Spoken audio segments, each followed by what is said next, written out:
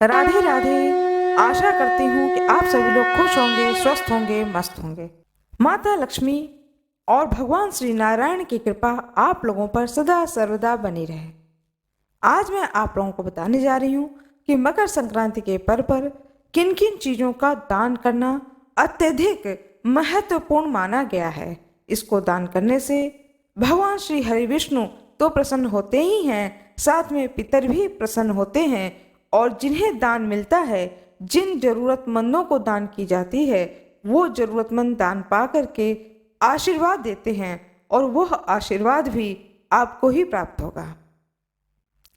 दान के बारे में कहा जाता है कि दान इतने गुप्त रूप से करना चाहिए कि आप दाहिने हाथ से दान करें लेकिन बाएं हाथ को पता ना चले। यह हमारे शास्त्रों का विधान है कि दान करने के बाद में उसे गाया नहीं जाता है, किसी भी दूसरे को बताया नहीं जाता है। कुछ तिथियां ऐसी होती हैं जिन पर किया गया दान, जिस दिन किया गया दान बहुत पुण्य फलदायिनी और तत्काल पुण्य फल को देने वाली होती हैं, जैसे कि आंवला नवमी, अक्षय तृतीया। यह मकर संक्रांति का त्यौहार। मकर संक्रांति का त्यौहार इस बार पोष माह में पड़ गया है। मकर संक्रांति का त्यौहार कभी माघ माह में आता है और कभी पूष माह में आ जाता है।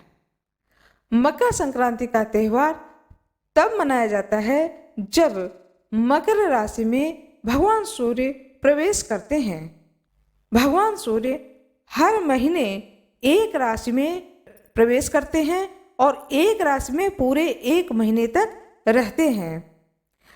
कुछ राशियां ऐसी होती हैं जिनमें प्रवेश करने पर संक्रांति का त्यौहार मनाया जाता है, जिसमें कि सबसे उत्तम और सबसे बड़ा त्यौहार मकर राशि में प्रवेश करने पर मनाया जाता है। उसके 3 कारण हैं। सबसे पहले सूर्य भगवान मकर राशि में प्रवेश करते हैं, जो कि उनके पुत्र की राशि है शनि राशि। शनि की राशि मकर। कहा जाता है कि इस दिन भगवान सूर्य अपने पुत्र के घर जाते हैं। दूसरा कारण, सूर्य भगवान दक्षिणायन से उत्तरायण होते हैं, इसलिए भी यह दिन और शुभ हो जाता है। तीसरा कारण, कहा जाता है कि देवताओं के जागने के दिन आरंभ हो जाते हैं, क्योंकि इसी दिन से सारे शुभ कार्य आरंभ हो जाते हैं। इसलिए मकर संक्रांति का त्यौहार अत्यधिक पुण्य फलदायिनी और बहुत ही महत्वपूर्ण माना जाता है हमारे पूरे भारतवर्ष में। मकर संक्रांति का त्यौहार पूरे भारतवर्ष में बड़े ही धूमधाम से मनाया जाता है। इस दिन गंगा स्नान करना, किसी भी तीर्थ स्थान में स्नान करना, दान करना, ब्राह्मणों को भोजन कराना, जरूरतमंदों को दान करना, यथाशक्ति दान करना, खिचड़ी का दान करना और साथ में स्वयं भी अपने घर में भी खिचड़ी ही बनाई जाती है इस दिन और खिचड़ी ही खाई जाती है।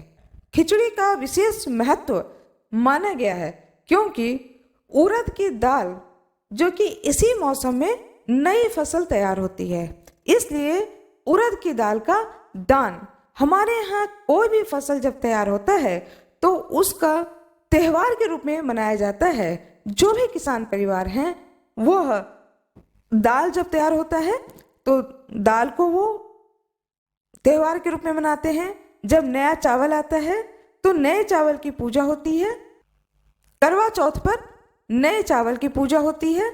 इस तरह से हमारे देश में जो किसान लोग हैं, वह अनादिकाल से सारे फसलों के जब नए फसल होते हैं तो नए फसल के होने पर वो त्यौहार मनाते हैं। पंजाब में बहुत सारी चीज़ें इस समय नई नई होती हैं, जैसे कि भुट्टा, उड़द की दाल, चना, जो भी इस समय सरसों, जो भी इस समय की नई फसल होती है, उसको फसल को वो लोहड़ी के रूप में त्यौहार को मनाते हैं। वहाँ पर इसी त्यौहार को लोहड़ी के रूप में मनाया जाता है और भारत के अन्य हिस्सों में पोंगल के नाम से इस त्यौहार को मनाते हैं।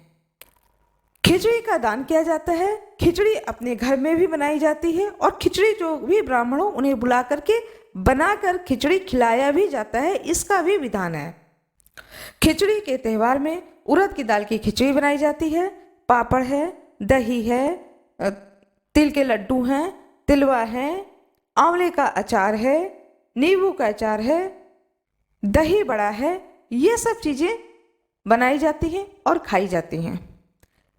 खिचड़ी के दिन सबसे पहले अपने घर में खिचड़ी बनाई जाती है, खिचड़ी का दान निकाला जाता है और कोई ब्राह्मण या कोई गरीब इंसान मिले तो उसे ये जो चीज़ आप अपने लिए बना रहे हैं, जो आप स्वयं ग्रहण करेंगे, उसमें से एक थाली निकाल करके उस व्यक्ति को खिलाना चाहिए। यह भी अत्यंत पुण्यमय कार्य माना जाता है।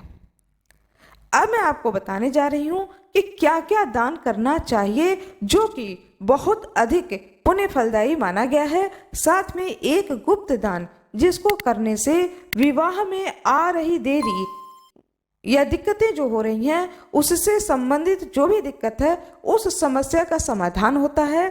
घर वर सभी अच्छे मिलते हैं, चाहे लड़की हो चाहे लड़का हो।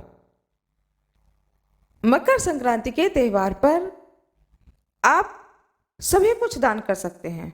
कारण यह है कि हमारे यहाँ तुलसीदास जी ने कहा है कि दान सर्वोपरि है। इस कलयुग में दान और राम नाम यह दोनों सर्वोपरि बताया है।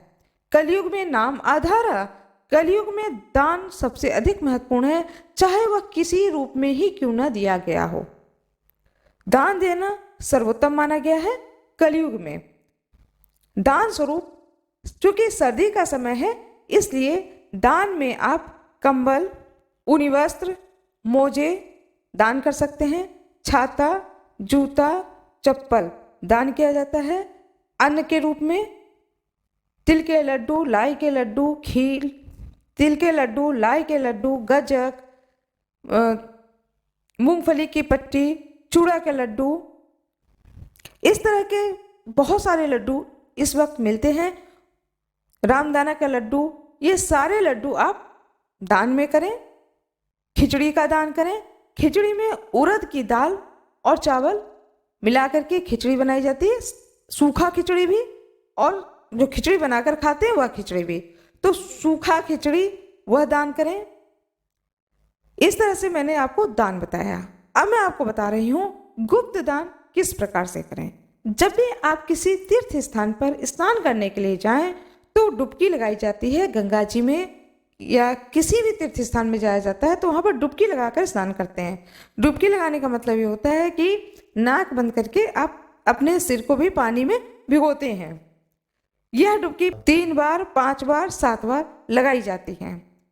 आप जब भी किसी तीर्थ स्थान पर जाएं स्नान करने के लिए तो अपने साथ में सोने की कोई एक चीज जरूर लेकर जाएं।